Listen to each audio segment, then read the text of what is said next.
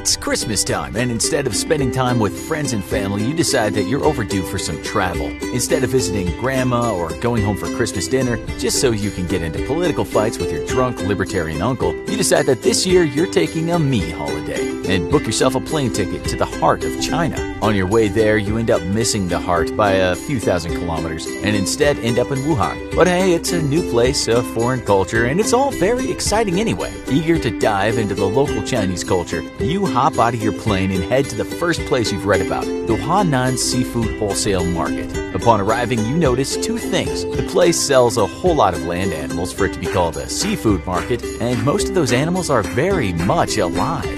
In fact, the entire thing is rather macabre and definitely depressing. You find everything from porcupines to bats, and even wolves just sitting in cages next to freshly skinned corpses of what you can only assume were their former compatriots. You very quickly decide to end your visit, realizing you've walked head-on into an animal cruelty nightmare. And as you quickly leave the market, you decide that you really need to think your sightseeing through a little bit more. China is one of the earliest human civilizations. There's plenty of cultural wonders to see elsewhere. On the way out of the market, though, that's when you spotted a snake slithering along the ground, except it doesn't look quite right. Suddenly, the snake stops and starts hacking and coughing, and you realize, OMG, that snake is choking. A crowd gathers around the poor choking snake, nobody knowing what to do. Luckily for you, though, you just got your CPR certification for your new, totally not depressing job as a mall guard. You're Johnny on the spot and leap to the snake's help. Out of the way, you cry out, shouting your CPR credentials as you shove the crowd aside. The snake is gasping now. It's almost over. You flip the snake on its belly, though, and start doing compressions, humming to yourself the tune to Staying Alive by the Bee Gees, exactly as you've been trained. This is it. This is your moment. You check the airway and you realize there's no obstruction. This snake isn't choking. It's dying. Not on your watch. You didn't take a 12-hour public safety course to earn the coveted mall guard badge in your pocket for nothing. You pry open that snake's mouth and start giving it breaths, quickly followed by more compressions. You continue this cycle of breaths and compressions, working up a fierce sweat. Live, you snake bastard, live, you cry out. Suddenly, the snake coughs, sputters, and opens its eyes. It's alive. Tears of joy flood down your cheeks. The crowd cheers. A pretty lady faints. You've done it. You've saved this snake's life. With deep gratitude in its eyes, the snake looks up at you and whispers, just faintly enough that only you can hear it. One day, when you need me the most, I promise I'll be there. You leave that market a hero. And hey, you've made a snake friend for life now. Thinking back on that poor snake, you wish him well and go about your trip. It's time to head to some proper tourist destinations and have a blast in China. The whole time, though, something is seriously wrong with you, and you don't even have the slightest clue. Deep in the cells of your body, an invader has taken root. Unknown to you, as you were saving that snake's life, it was passing on to you a deadly coronavirus, one of the few that are transmissible between man and animal.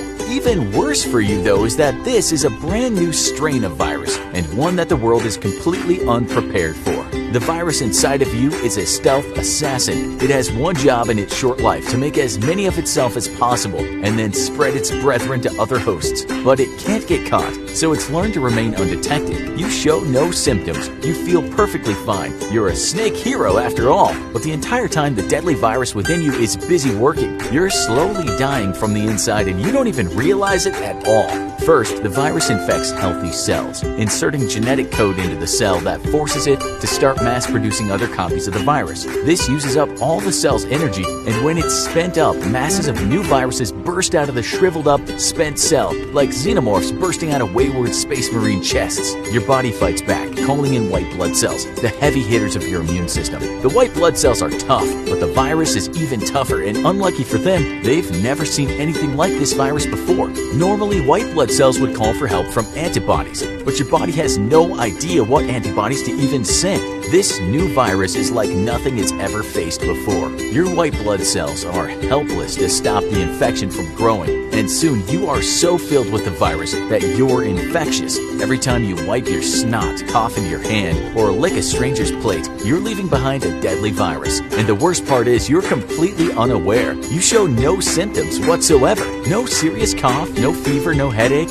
no fatigue, nothing. You continue your trip through China, not washing your hands after digging for gold in your nose, licking every doorknob you come across because, hey, you're on vacation, anything goes, and the entire time you're leaving behind traces of the deadly virus in your veins. 2 weeks later, you're finally on your way home. As you board the plane, you feel a little bit fatigued, but hey, you just spent your entire Christmas traveling through the exotic Orient. You're probably just bushed. You look forward to a nice few days at home before returning to the daily grind. And to pass the time on the long flight home, you get into a coughing fight with the kid in front of you. You're both having so much fun that soon the other passengers get in on it. Pretty quickly, the whole plane is laughing and having a good time with an old-fashioned cough fight. Everyone doing their best to cough as hard as they can in each other's face. A few days later, you're showing up to your first day at your exciting new mall guard job, but you don't feel so well. You got a headache and you're developing a nasty cough. Well, you did just travel internationally. You probably picked up a small bug somewhere. It wouldn't be completely unprecedented. You ignore the symptoms and take to your duties as the first, last, and only line of defense against shoplifters and Karens who complain about their expired coupons not being accepted. You've got a runny nose by now, but no big deal. You make sure to wipe away the boogers every time you have to give CPR or shake someone's hand. You know you really should be washing your hands frequently, especially since you've been coughing and sneezing into them a whole lot lately. But hey, the life of a mall guard is a high-stakes, high-pressure gambit, and mall crime doesn't take any breaks, so neither can you. At the end of your first week on the job, you definitely aren't feeling well at all. Your cough has gotten pretty severe, so bad it's starting to hurt when you cough. You've got a full-blown fever, and your uniform sleeve is practically dripping with all the mucus you've wiped on it through the course of your day. Plus, people are starting to complain that their CPR tastes like snot.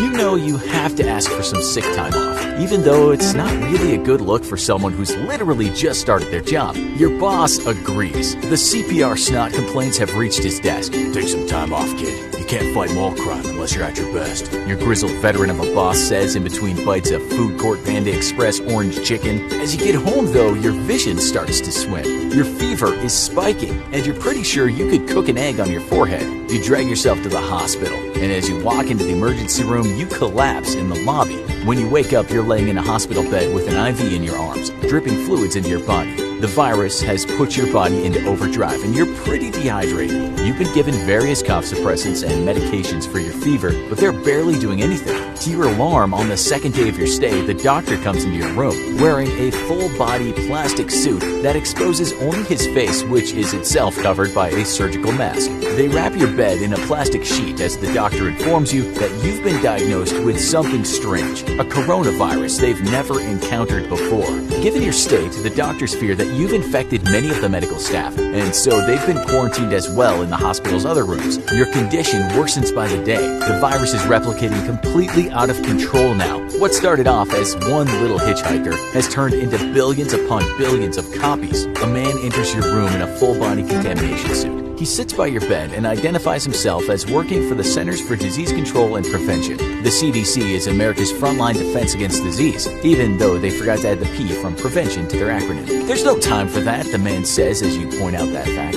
He has to know where you picked up this strange virus and who you may have been in contact with that could now be infected. Reluctantly, you start back at the beginning, telling him about your impromptu trip to China's Wuhan. You tell him about the seafood market that definitely sold more land animals than seafood. You tell him about the dying snake and the CPR you administered. You tell him about the giant cough fight you started on the plane ride back. The man pats your hand. That was a brave thing you did, giving CPR to that snake. But we're afraid that you've been infected by an animal-borne coronavirus. The snake you saved, it passed it on to you. Then the government man leaves you, scurrying to track down every member of your flight back home from China. By now, the disease could be anywhere and everywhere, and completely undetectable until its sufferers start showing symptoms. Over the course of the next few days, you deteriorate even further. Breathing becomes more than painful, it becomes difficult. Your parents come to visit you, as does the rest of your family. Everyone knows the end is near. Your siblings lean in and kiss you on the cheek through the surgical masks they wear. Even your libertarian uncle shows up, tears in his eyes. He leans in and gives you a kiss on the cheek one last time, whispering reassuringly in your ear, "Taxes are just another form of theft." Your body can't function properly anymore. The virus has saturated all of its systems to the point that basic functions begin shutting down. Much like an over-consuming humanity,